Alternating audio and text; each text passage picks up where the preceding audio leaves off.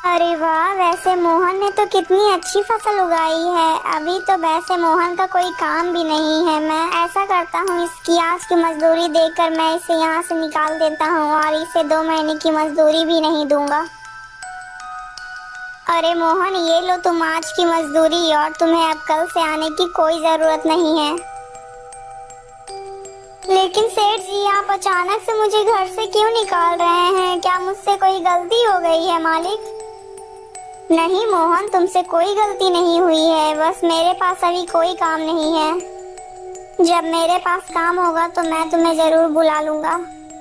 लेकिन मालिक, यदि आप मुझे काम से निकाल दीजिएगा तो मैं तो भूखा ही मर जाऊंगा, और मैं अपने पिताजी के लिए दवाइयाँ कहाँ से लाऊंगा? मुझ पर दया कीजिए मालिक, प्लीज। सेठ मोहन की एक भी बात नहीं सुनता है और उसे काम से भी निकाल देता है।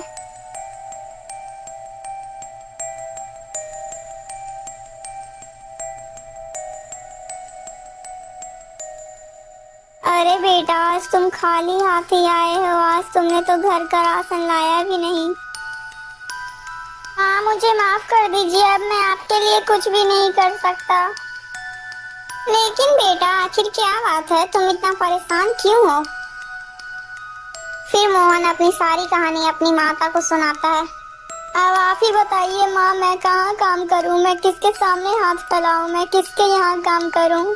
बेटा, तुम परेशान मत हो, आज हम लोग पानी पीकर ही सो जाएंगे, और वैसे भी मुझे भूख नहीं लगी है। और बेटा, तुम हार मत मानो, तुम कल फिर से सेठ के पास जाना। हो सकता है सेठ तुम्हें काम पर रख ले।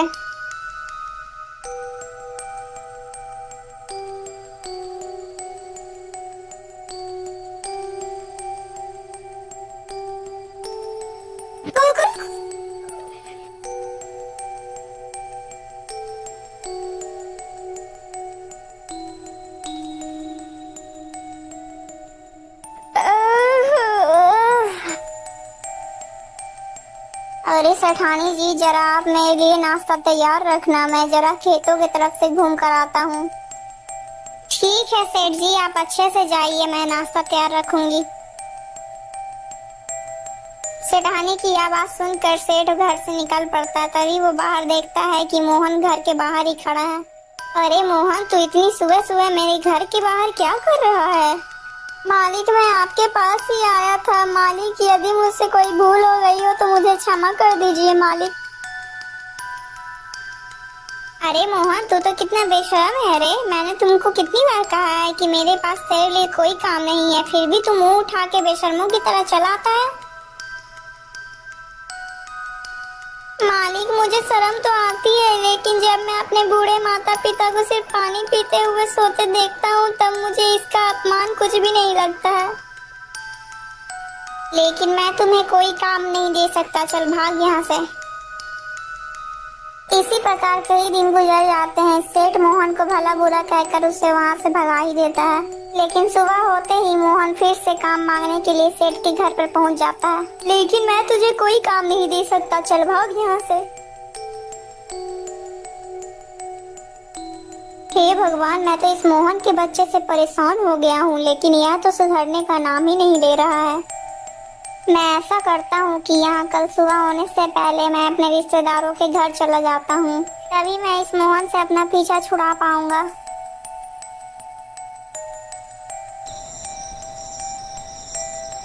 सुबह होने से पहले सेठ और उसकी पत्नी बैलगाड़ी में बैठकर चले जाते हैं।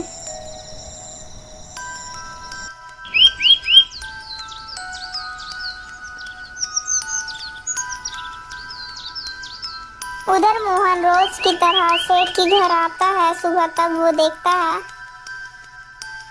अरे ये क्या, ये तो सेठ के घर में ताला लगा हुआ है। इसका मतलब सेठ जी कहीं बाहर गए हैं। मैं ऐसा करता हूँ, यहीं पेड़ के नीचे बैठकर सेठ जी का इंतजार करता हूँ। इतना सोचकर मोहन पेड़ के नीचे बैठ जाता है। फिर उसकी नींद लग जाती है और तभी कुछ चोर सेठ के घर के पास आते हैं।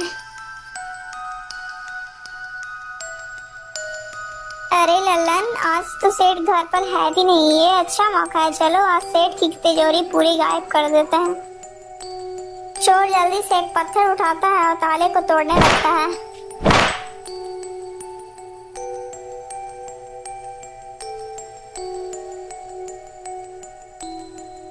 अरे ये शोर कैसा है? मुझे लगता है या तो कोई चोर है। अरे रुक जाओ, तुम लोग ये क्या कर रहे हो? तुम लोग सेठ के घर का ताला क्यों तोड़ रहे हो? अरे बेवकूफ, तुझे दिखाई नहीं देता कि हम लोग चोर हैं और हम लोग ये ताला चोरी करने के लिए ही तोड़ रहे हैं? चल भाग यहाँ से तू। अरे नहीं नहीं, मेरे रहते हुए मैं तुम लोगों को चोरी करने नहीं दूंगा।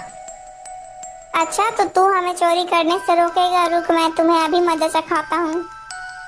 इतना कहकर सारे चोर बेचारे मोहन पे टूट पड़ते हैं। चोर चोर, कोई मुझे बचाओ, नहीं तो ये चोर मुझे मार डालेंगे। मोहन की आवाज सुनकर गांव के बहुत लोग वहां पर आ जाते हैं और तभी वो चोर भी वहां से भाग जाते हैं। लेकिन बेचारा वो मोहन काफी ज्यादा घायल हो जाता है।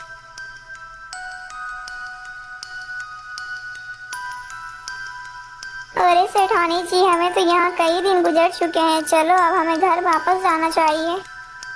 इतना सोचकर सेठ और सेठानी दोनों अपने घर की ओर निकल पड़ते हैं।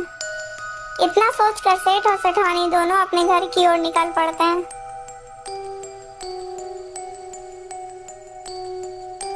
अरे वाह, जैसा मैंने सोचा था बिल्कुल वैसा ही हुआ। अब तो मेरा मोहन से पीछा भी छूट गया।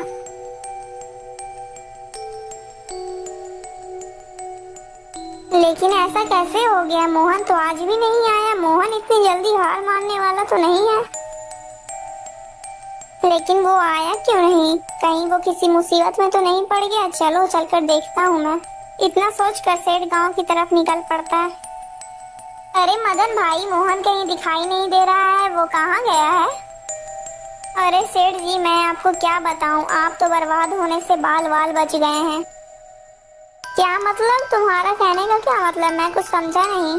फिर मदन सारी कहानी सेठ को सुनाने लगता है। यह सुनकर सेठ की पैरों की तले की जमीन खिसक जाती है। सेठ जी, मोहन बहुत नेकदिल इंसान है। उसने आज तक कभी भी किसी का बुरा नहीं किया है। कृपा कर आप उसे अपने पास रख लीजिए। अरे मदन, मुझसे बहुत बड़ी गलती हो गई, चलो मुझे जल्दी से मोहन के घर ले चलो।